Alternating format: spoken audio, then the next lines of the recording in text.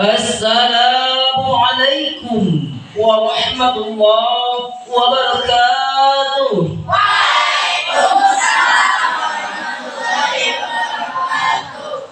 Alhamdulillah ja'ala Indonesia dawlatan mustaqila bi anwa'il adatil mukhtalifah wa bidzalika uja'ilna al-ukhwah.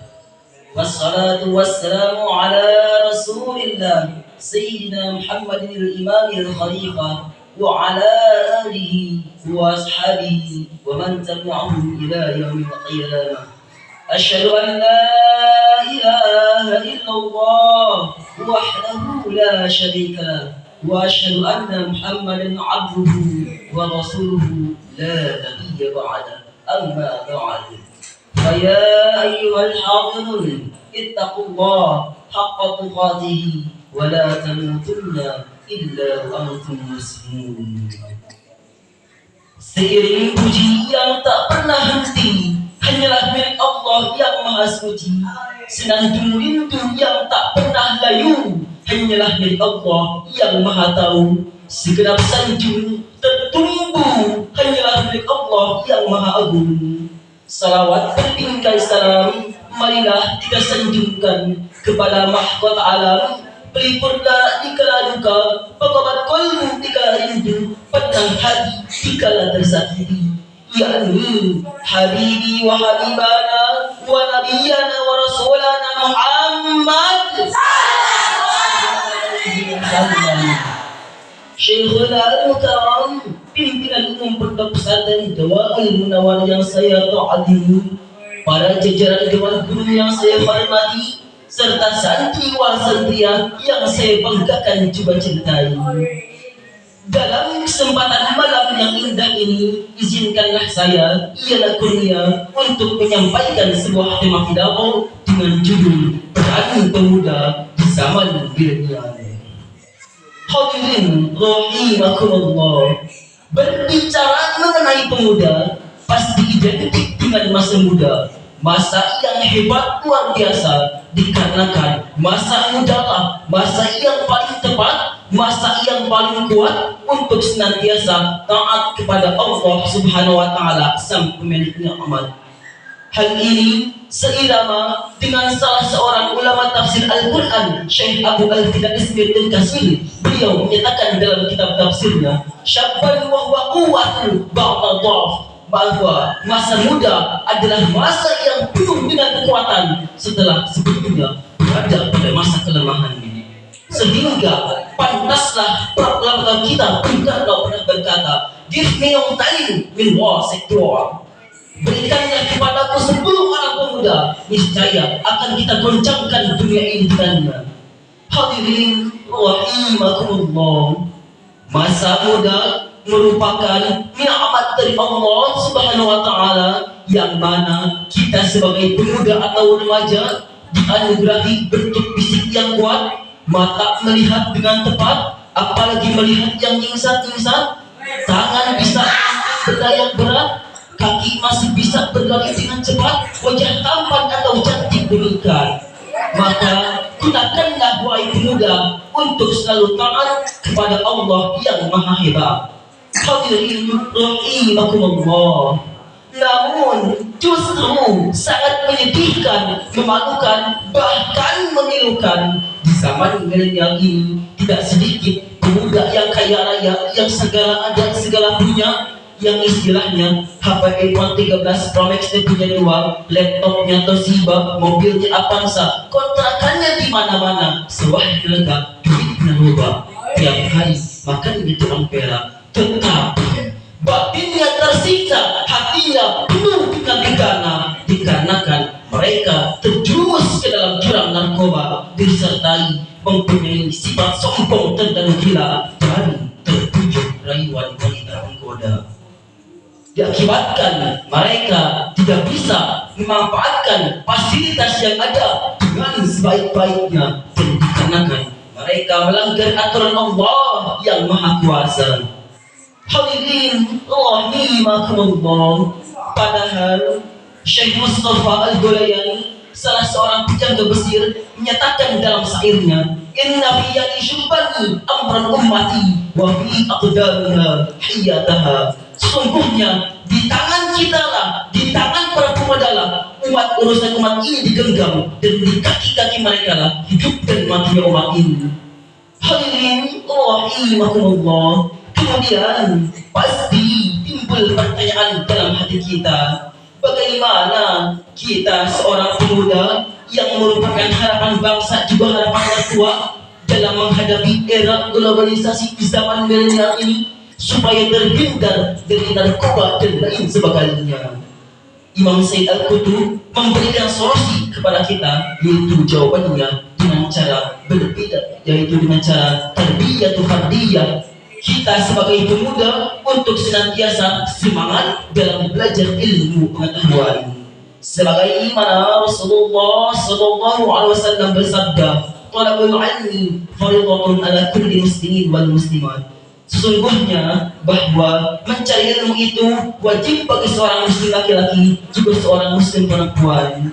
Hadirin rahimakumullah. Oleh karena itu, marilah kita untuk senantiasa terus semangat dalam belajar ilmu pengetahuan umum disertai mendalami belajar ilmu pengetahuan agama. Dikarenakan salah seorang ilmuwan pernah berkata, ilmu agama tanpa ilmu pengetahuan umum adalah buta, dan ilmu pengetahuan umum tanpa didasari ilmu pengetahuan agama adalah sangat berbahaya. Hadirin rahimakumullah. Bahkan Syekh Imriti menyatakan dalam kitabnya, idil fata hasba i'tiqadihi ar-rafi' wa kullu man lam ya'taqid lam ya'tafi wa kullu man lam ya'taqid lam ya'tafi. Generasi muda yang tidak memiliki sebuah arah cita-cita, dia tidak lebih dari buku-buku yang bertebaran, dari pusat, dari utara ke selatan tanpa arah.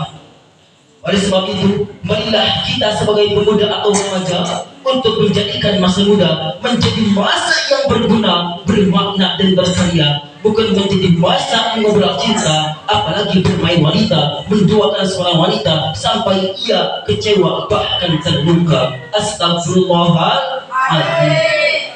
Hadirin rahimakumullah. Oleh karena itu, mari kita sebagai pemuda harapan bangsa dan agama untuk terus semangat dalam belajar ilmu pengetahuan umum disertai mendalami ilmu pengetahuan agama untuk menjadi pemuda yang berilmu, beriman dan bertakwa yang akan membuat bangsa dan negara kita Indonesia tetap berjaya selama-lamanya. Sesuai dengan firman Allah Subhanahu wa ta'ala yang terbingkai indah dalam Al-Quran, penggalan surah Al-Mujadilah ayat 11. A'udzu billahi minasyaitonir rajim. Yarfa'illahu alladzina amanu minkum walladzina utul 'ilma darajat. Yang artinya Allah akan meninggikan derajat orang-orang yang beriman dan orang-orang yang berilmu di antara kalian beberapa derajat. Hadirin rahimakumullah. Semoga kita menjadi pemuda atau remaja yang berilmu, beriman dan bertakwa, jauh dari celaka, dekat dari rahmat Allah Subhanahu wa ta'ala. Semoga kita hidup bahagia di dunia, terlebih kelak di akhirat. Amin ya Allah ya Rabbal alamin. Jadi kesimpulannya adalah, marilah kita jadikan masa muda menjadi masa yang berguna, bermakna dan berkarya demi menggapai sebuah cita-cita yang mulia, yaitu mengangkat harkat martabat derajat keluarga, insya Allah. Demikianlah yang dapat saya sampaikan. Terima kasih atas perhatiannya. Mohon maaf apabila ada kesalahan dan kekurangannya. Akhir kata, kerinduan jauh dari kekasih. Cukup sekian dan terima kasih. Wallahul muwaffiq ila aqwamil thoriq. Ihdinas shiratal mustaqim. Wassalamu alaikum warahmatullahi wabarakatuh. Jangan dulu turun dari samping. Saudara Yana, Saudara Yana Kurnia, tepuk tangan dulu untuk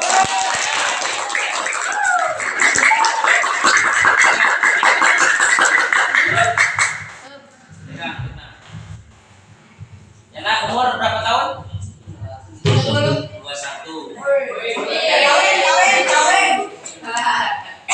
Semoga kamu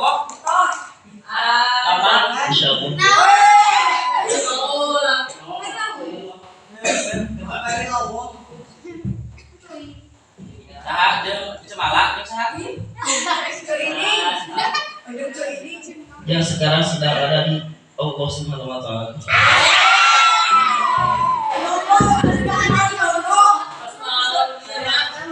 Coba saya mau mendengarkan lagi ulangi perkataan yang tadi.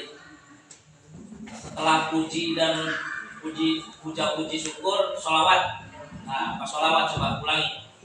Sholawat cuma tadi. Salawat berbingkai salam, marilah kita sanjungkan kepada mahkota alam. Oh, marilah kita sanjungkan. Sholawat kan rahmat, ya. Sholawat rahmat. Saha nu boga rahmat? Allah. Nah, alangkah baiknya sholawat itu bukan dari kita. Itu bukan dari kita, tapi yang memberikan sholawat adalah Allah. Bagusnya gimana kata-katanya? Bagusnya yang salah begini. Marilah kita sanjungkan, marilah kita haturkan, marilah kita. Nah, itu kan dari kita berarti. Itu salah. Yang benarnya bagaimana? Yang benarnya adalah sholawat dan salam semoga selalu dihaturkan oleh Allah Subhanahu wa taala kepada baginda alam. Jadi sholawat itu ti Allah ka Kanjeng Rasul, sanes ti urang ka Kanjeng Rasul. Paham?